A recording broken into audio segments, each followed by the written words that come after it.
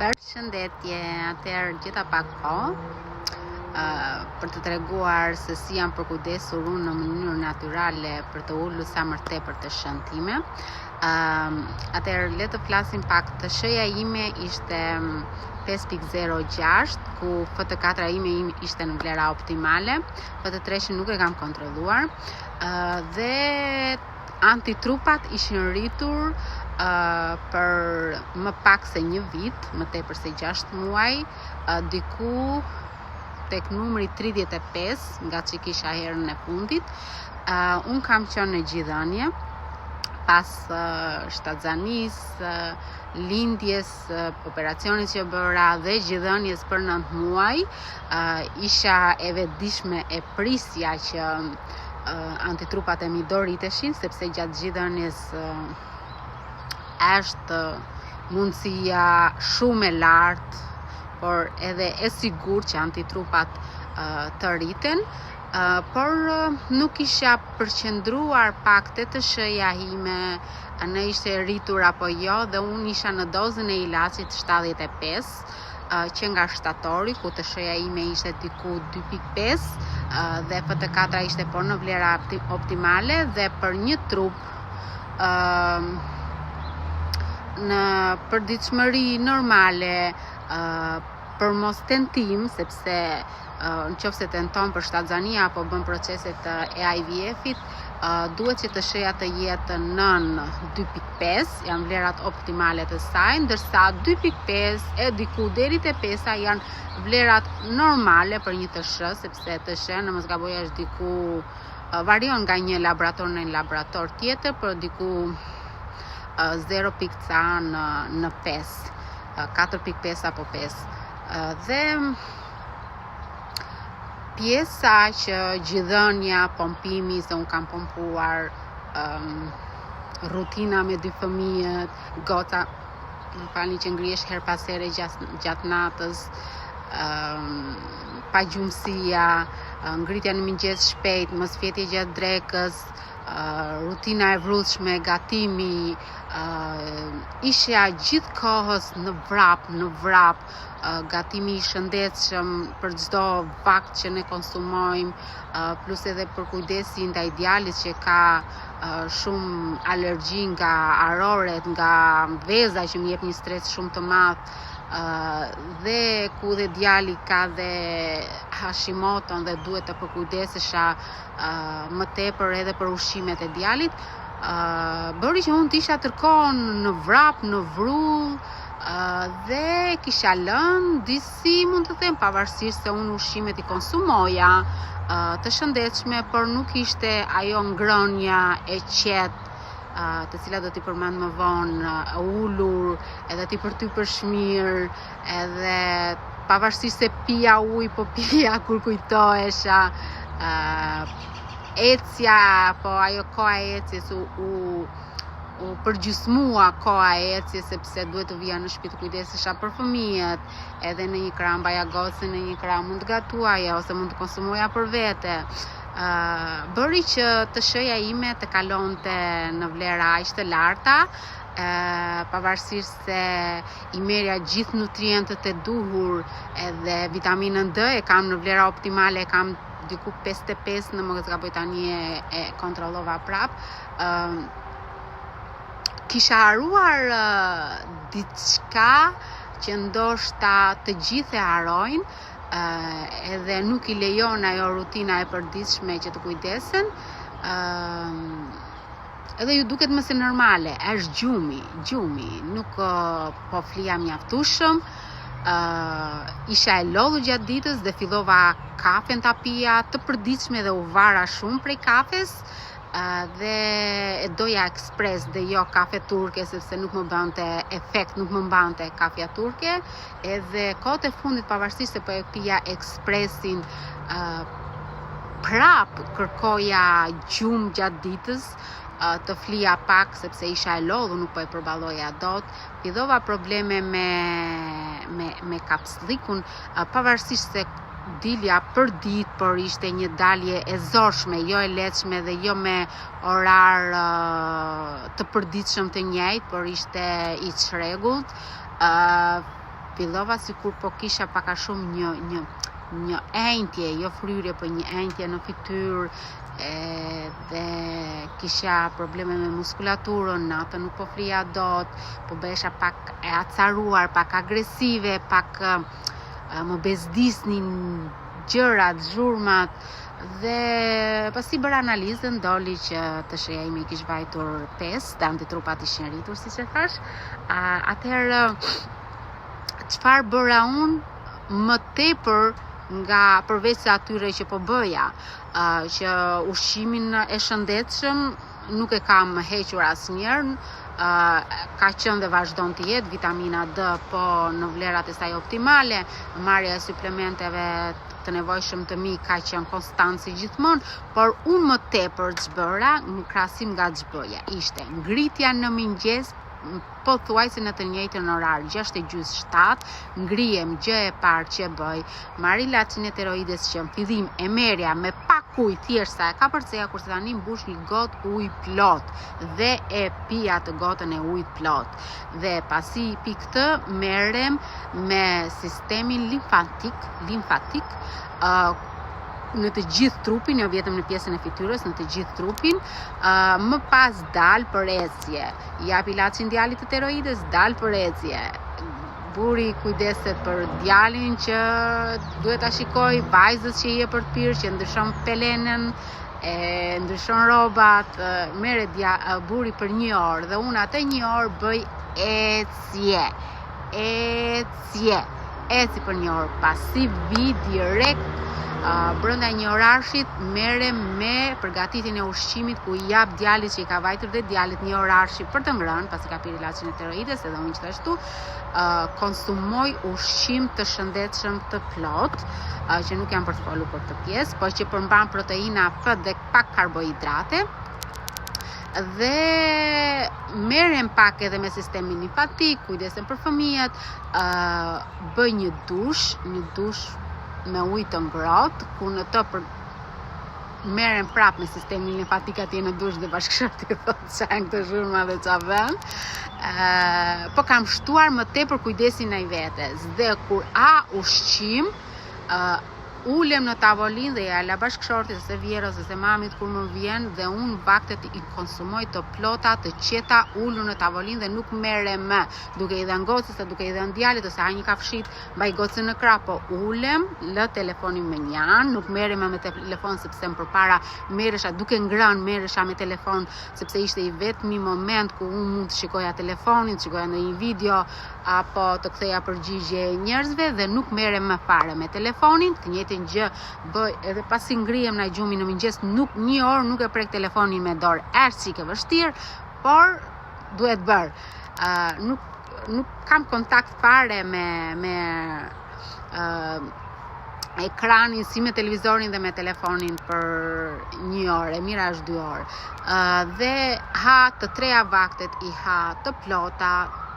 të qeta, ulur në tavolinë dhe përqendruar tek ushqimi pa u nxituar dhe për typur mirë. Vitaminën të vazhdoj e marr si normalisht, bëj ecje në natyrë, gjithashtu kam shtuar dhe stretching gjatë ditës me fëmijët aty duke luajtur, por para se të flej gjumë, konsumoj ushqimin 1 orë deri në 2 orë para. Përpara kishte raste që nuk e konsumoja darkën, sepse nuk më jepej mundësia të haja, jo fëmijët, rutina e darkës, mund të haja darkën nga ora 4 ose nga ora 3, kur më jepi mundësia kohore, e haja me fëmijët aty nëpër kamë dhe e konsumoja. Por tani jo, i jap kohë të plot ushqimit, vaktit të darkës edhe vëmendje. E lë fëmijën me këdo qoftë aty dhe 2 ditë bashkëshorti është pushim, fundjavën vjen mami me babin, mund të vi dhe vjera gjatë javës, edhe konsumoj vaktin e plot përveç se mëngjesi, drekës edhe darkës, nga ora 5 deri në 6 është vakti i darkës, dhe çdo darkë përpiqem bëj të pamundrën që të fus këmbët në ujë të ngrohtë me Epsom salt, krip, që përmban magnez sulfate, dhe i mbaj këmbët aty diku 10 minuta, 2 herë në javë, kur bashkëshorti është pushim bëj vaskën me këtë krip dhe futem me tëra, fut gjithë trupin në vaskët dhe qetësojmë atje për 20 minuta dhe bëj gjithashtu disa ushtrime për sistemin limfatik para se të flej gjumë dhe ajo më kryesorja dhe më e madhja, pavarësisht se mund të duket çik jo normale për ju, por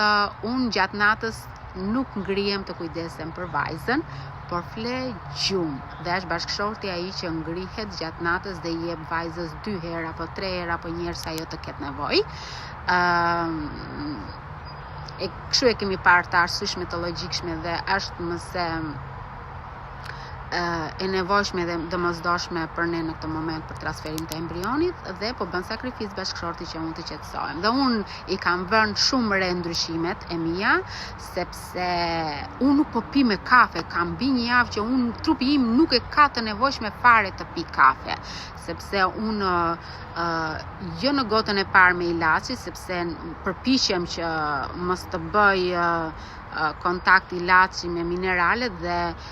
e pi gotën e ujit vetëm me ilaçin dhe pasi kthehem nga ecja, atë një orëshin që kthem nga ecja, mund të pi një gotë me lang kockash ose mund të pi prap ujë, një gotë ujë, por me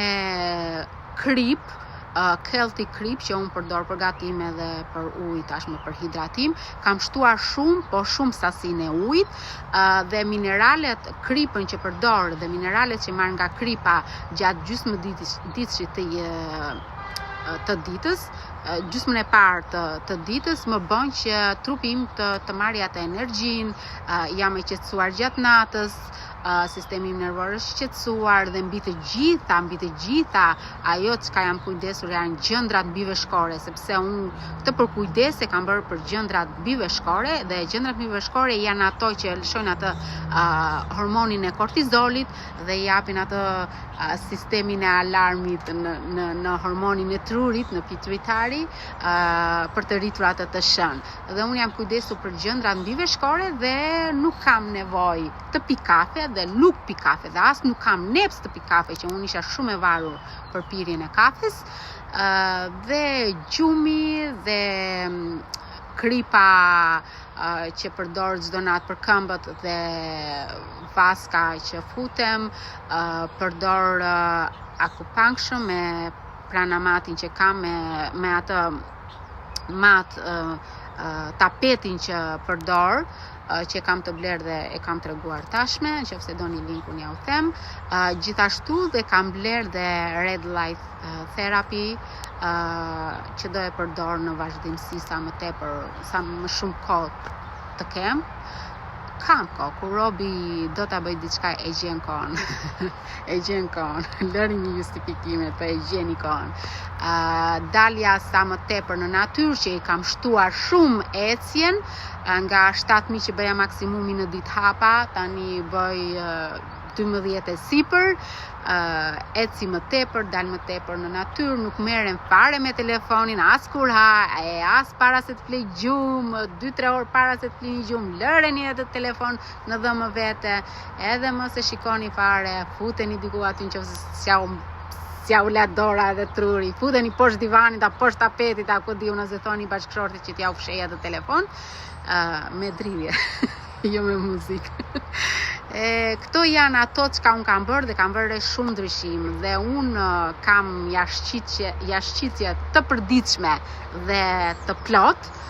të bollshme, e vëre ndryshimin si në organizëm, si në tru, si në energji, si në emocion, si në forcë që kam në aktivitet fizik që bëj, po edhe që mbaja të cupën krah edhe çuni ndonjëherë. Këto janë ato që unë kam bërë në mënyrë natyrale. Por duhet të kuptoni që nëse ju keni pakicë të hormonit tiroides që është FT4, atëherë e keni më se të nevojshme ilaçin e tiroides dhe mos harxoni kohën të marrë në mënyrë natyrale, por merrni atë ilaçin dhe zbatoni dhe këto metodat në mënyrë natyrale. Qendra e fertilitetit e pa të arsyeshme që të mëriste dozën e ilaçit të tiroides, sepse duhet e shqyr Zotit që qendra ime e fertilitetit e ka këtë rregullore që të shën ta kenë 9.2.5 për proces të IVF-it, shqyr Zotit që e kanë në protokoll këtë gjë, dhe asistentja or koordinatorja që merret me këto më thanë, Edlir do të çojmë në ilaç në dozë 100, po dëgjoj thash, dakor thash, unë dua thash që të kem sukses në IVF edhe të shëja ime të jetë brenda normativës që ju kërkoni dhe unë e di që është e vlefshme në 2.5, po FT4 ime është në optimale dhe doza 100 thash mund të ka për te optimale dhe mund të arrijë në mbi funksionim të tiroidës dhe është një gjë po prap negative nga ç'është dhe mua më bërë më tepër dëm në trup se sa më rregullosh, po tha ke të drejtë tha dhe i thash e sugjerova për 88 që në fillimisht, po tha ke të drejta dhe do e provojmë në 88 për 2 apo 3 javë dhe do shikojmë se si ta kontrollojmë përsëri të shën, por që nëse keni një informacion, pavarësisht ata janë mjek, doktor, specialist, e më the të thash, ju duhet të ngrini zërin dhe të jepni mendimin tuaj, të jepni alternativën tuaj, opsionin tuaj. Ngrini zërin, kërkoni llogari, kërkoni të drejtën tuaj apo atë informacion që ju dini mbështeteni. Dhe u la që unë të merja dozën 88 tashme, po unë i kisha nisur ato kalvarin tim të përkujdesit dhe jam më se mirë tashmë dhe të shohim se si sa mund të jetë ullët të shoja ime pas 2 apo 3 javë që e lam. Shpresoj për antitrupat që mund të ulen përsëri, por është një kohë shumë e shkurtër dhe duan kohën e veta dhe antitrupat. Por që ky çrregullim, kjo mos përkujdesi që unë po bëja pa gjumësia edhe mos menaxhimi i mirë i përditshmërisë edhe vrulli i madh e vrap atje e vrap këtu bëjnë që të rriten dhe antitrupat dhe kjo është edhe arsyeje që pse antitrupat rriten, por rritja e antitrupave bën që edhe të shëja të rritet, pavarësisht se FT4-ën e FT3-shin mund ta keni në vlerat optimale, në pjesën e tiroidës e keni shumë mirë, po keni këto gjërat e tjera antitrupat e rritur edhe të shën që ju rritet apo dhe që ju ulet. Janë të njëjtat pak a shumë arsyet. Dhe ja, ku jemi, do ju informoj më vonë për detajet e më tepërta. Ju përshëndes.